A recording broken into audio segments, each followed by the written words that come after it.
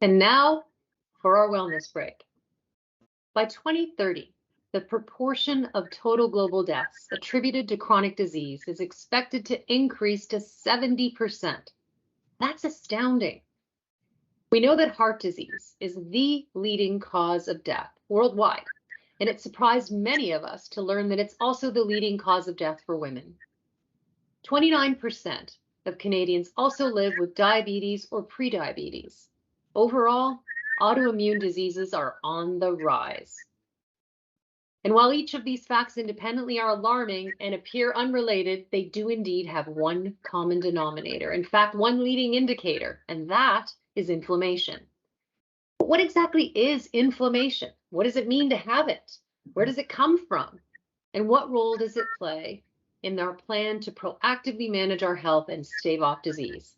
Jillian, what is inflammation? Lori, at its basic level, inflammation is how our body's immune system responds to an irritant. So if we scrape our knee, sprain an ankle, get a cold, we get symptoms: redness, heat, pain, swelling, or congestion if it's a cold. This is inflammation at work. Literally, our body's immune system coming to the rescue, trying to fight off the invader. And once they've attacked the germs or the irritant, the inflammatory process turns off and the immune cells recede. For example, if it's a cut knee, a scab starts to form and then the healing process starts. Bottom line, we need inflammation. It's one of the key ways our immune system protects us. Without it, even simple infections could escalate out of control.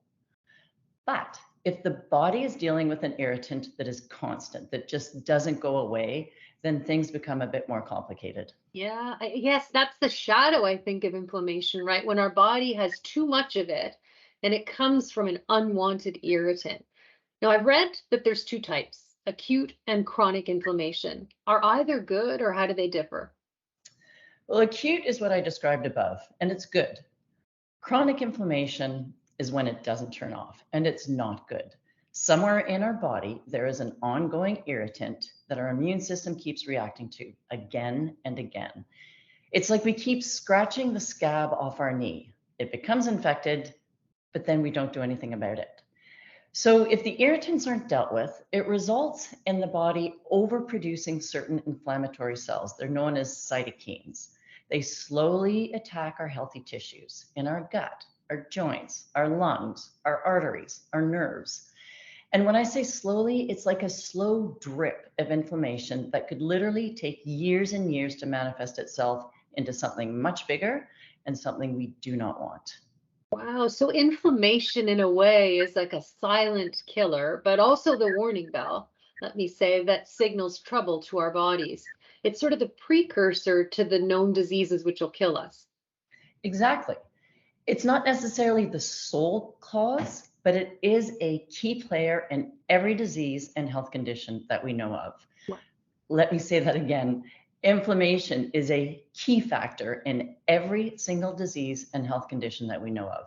So this includes the lifestyle diseases that are burdening our medical system right now: type 2 diabetes, heart disease, neurodegenerative diseases, cancer, obesity. When you look under the hood of every one of those, you will find inflammation. You know, I got to tell you, this is both terrifying and liberating at the same time. As an analyst, I spend my days looking at leading indicators for almost every business outcome you can imagine.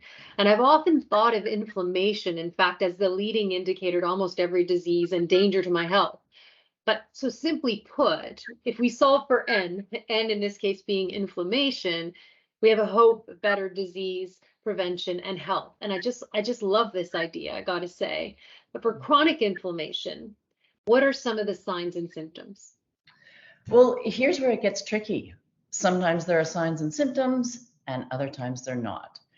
If you are fortunate enough to have signs, they could be anything from constant fatigue, weight gain, especially around our midsection, aching body, chronic allergies, congestion, depression, headaches, joint pain, eczema, rashes, bloating, even high blood pressure, high cholesterol, or high blood sugar.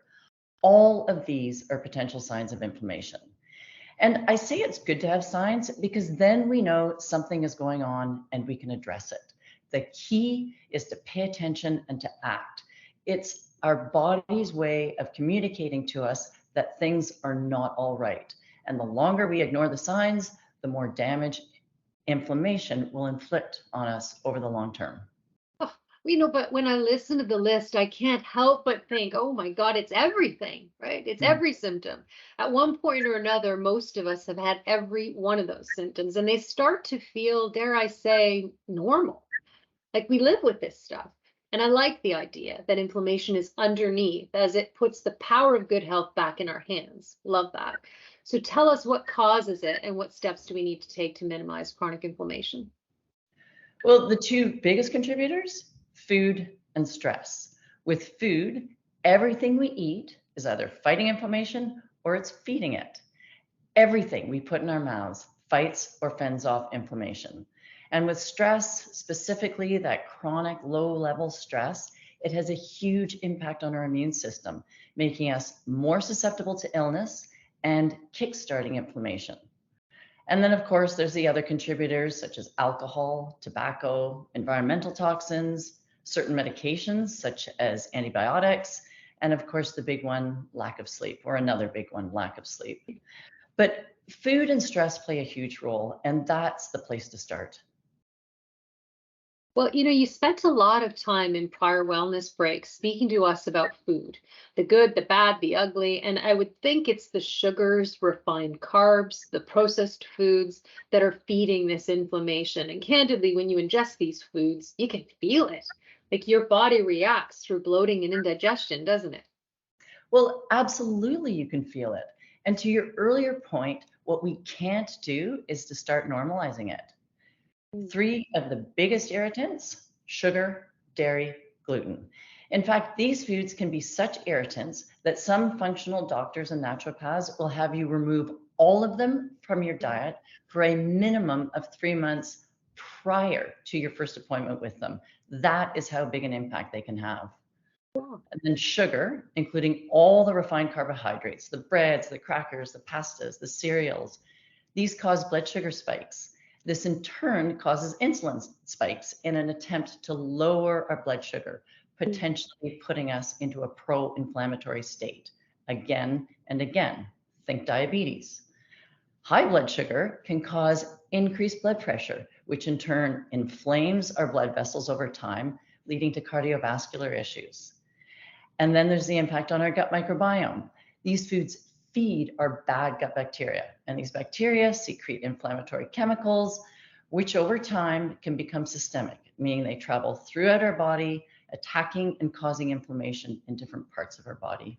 There is such a cycle at play here, isn't there? And I imagine the compound effect of us eating unhealthy foods over prolonged periods of time is just profoundly punishing to our bodies, leading to feelings of fatigue, bloating, skin issues, joint pain, chronic allergies, all signs that things are not okay and that inflammation is taking root in each of us. And it begs the question for me, what should I be eating to fight it? Overall, plants, specifically vegetables and fruit, alongside other whole foods, including healthy fats. Plants contain thousands and thousands of phytonutrients. These are chemicals that behave like anti-inflammatories inside our body. For example, a flavonoid is a phytochemical.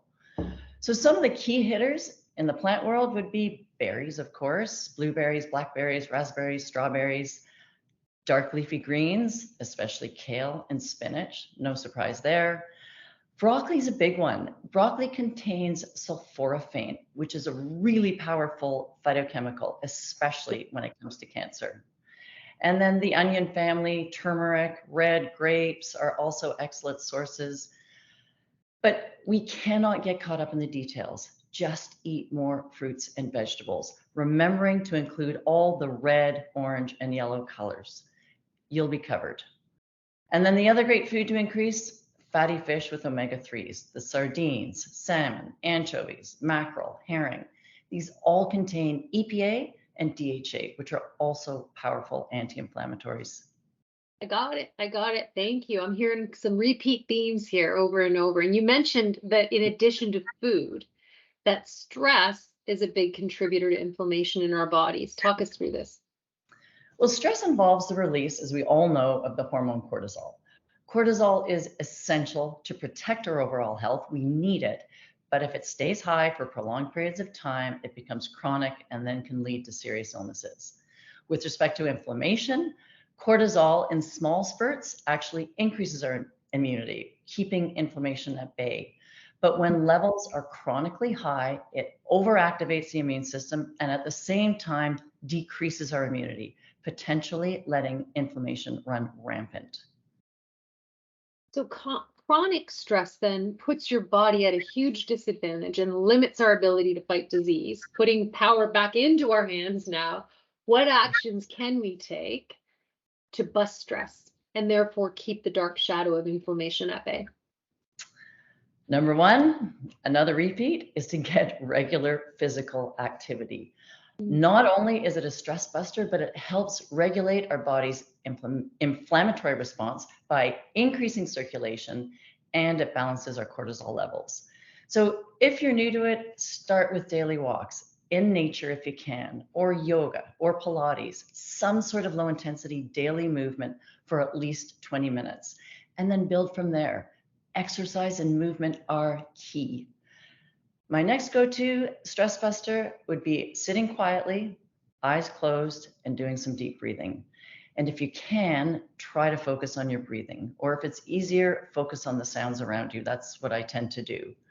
And then if you want to take this a step further, look for the location in your body where you feel the stress. Usually it's a tightness in your chest or in your stomach, just under your diaphragm.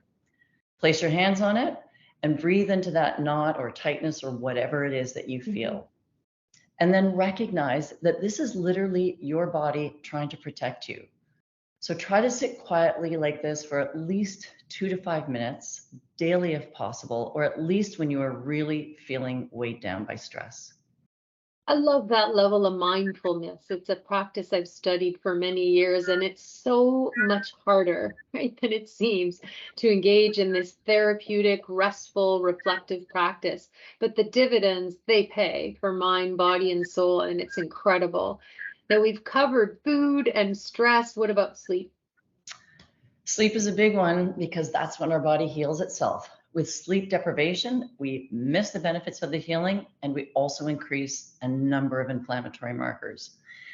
It's a tough one to tackle for sure, as many of us know, but physical exercise and taking time out to relax and breathe will help your sleep quality, no question. And of course, alcohol is a big one. It's a toxin, therefore it's inflammatory right off the top, but it also impacts both our deep sleep and our REM sleep. So it's time to rethink the evening drinks, especially if you are struggling with sleep and have a desire to really master your inflammation. Yeah, and when you stand back from it, so many responses in our bodies can trace back to inflammation as that root cause. So tuning into our bodies, journaling, documenting how we feel, what we ingest may help us understand those relationships within us, says the kind of analyst in me. And your body and your health is the most important science experiment you will ever take part in, and it's lifelong. And should we find an issue, what should we do, Jillian? Take action immediately. Inflammation is a state that can be altered. We have the power to do that. So make deliberate changes to your lifestyle: food, rest, stress, sleep, and then gauge the difference. And if your symptoms persist, then seek assistance, be it a nutritionist, a trainer, your doctor, or some sort of health practitioner. Thank you so much, Jillian, yet again. I feel less bloated and more hopeful already. So to recap here, inflammation is the precursor to most of the top diseases and health conditions that quite frankly limit our lives and the quality of them. If you want to change the trajectory of your life, focus on inflammation. It's really that simple. Now, inflammation can be good, as we heard, unless it becomes chronic, which is not so good.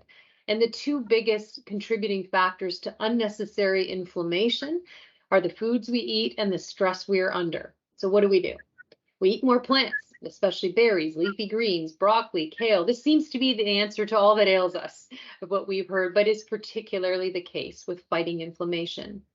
Next, we cut back on sugar and refined carbohydrates, dairy, gluten if you have signs of inflammation.